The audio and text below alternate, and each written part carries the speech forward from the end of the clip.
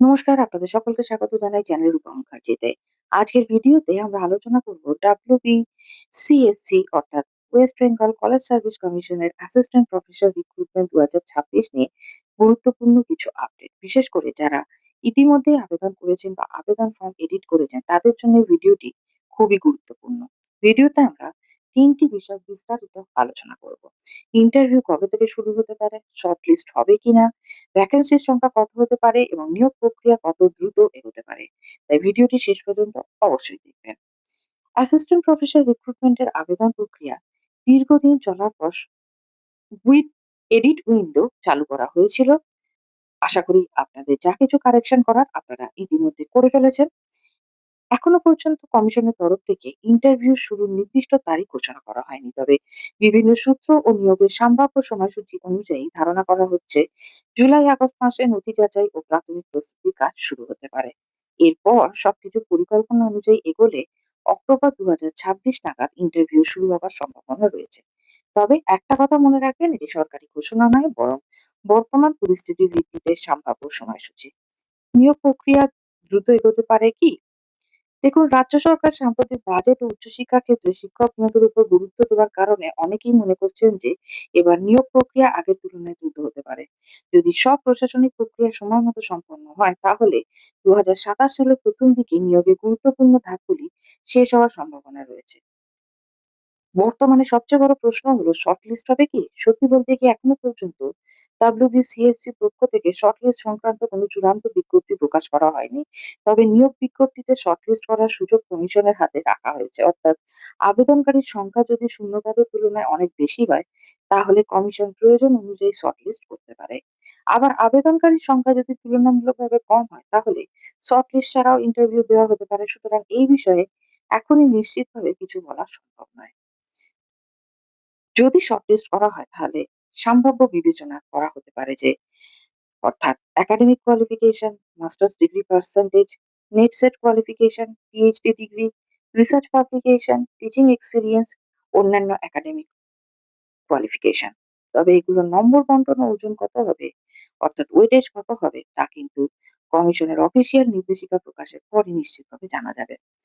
বর্তমানে ভ্যাকেন্সির সংখ্যা নিয়ে বিভিন্ন মহলে নানা আলোচনা চলছে। কিছু সূত্রে বলা হচ্ছে উচ্চশিক্ষা প্রতিষ্ঠানে উল্লেখযোগ্য সংখ্যক শিক্ষক নিয়োগের পরিকল্পনা রয়েছে, তবে এখনো পর্যন্ত কমিশন চূড়ান্ত ভ্যাকেন্সি সংখ্যা প্রকাশ করেনি।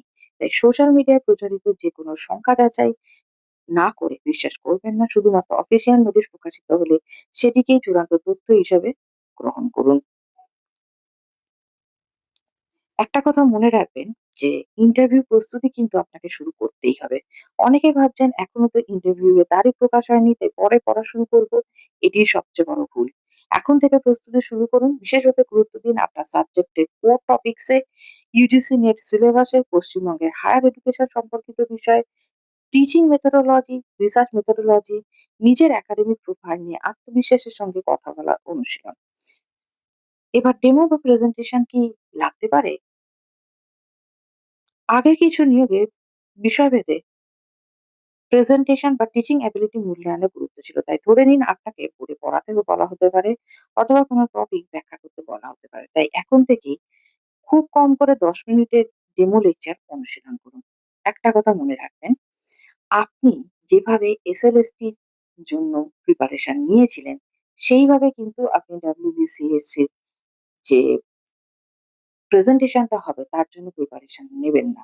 তার কারণ স্কুল লেভেলের ছাত্রছাত্রীদের নলেজ আর কলেজ লেভেলের ছাত্রছাত্রীদের নলেজের পরিসীমা কিন্তু ভিন্ন।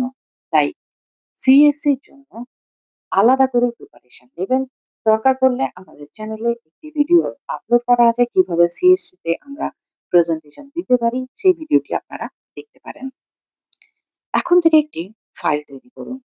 সেখানে রাখুন মাধ্যমিক ও উচ্চ মাধ্যমিকের মার্কশিট, গ্র্যাজুয়েশন ও পোস্ট গ্র্যাজুয়েশনের marksheet, NET SET certificate, PhD certificate, পাবলিকেশনের প্রমাণ, experience certificate, category certificate, photo ID proof. সব নথি সেলফ অ্যাটেস্টেড ফটোকপি এবং স্ক্যান কপি আগে থেকেই প্রস্তুত রাখুন। এইবারের প্রশ্নটা অনেকেই করছেন, সেটা হলো ইউপিএসসি প্যাটার্ন হবে কি?